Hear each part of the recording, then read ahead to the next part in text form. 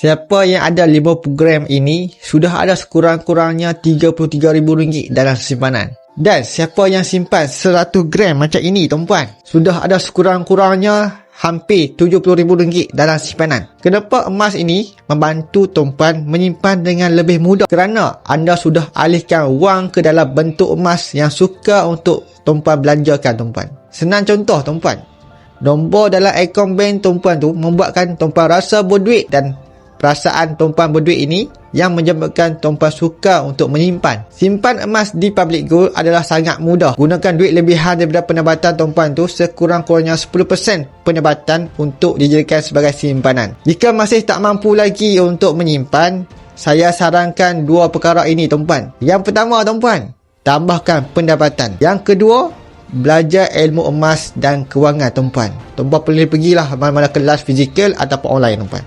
Okey tuan-puan, bagi tuan-puan yang bersedia nak mulakan simpanan emas di Public Gold, memiliki 50 gram macam ini ataupun 100 gram macam ini tuan-puan, ataupun 1 kilo emas macam ini yang sekitarnya hampir RM700,000, tuan-puan boleh isi borang set up di bio saya tuan-puan.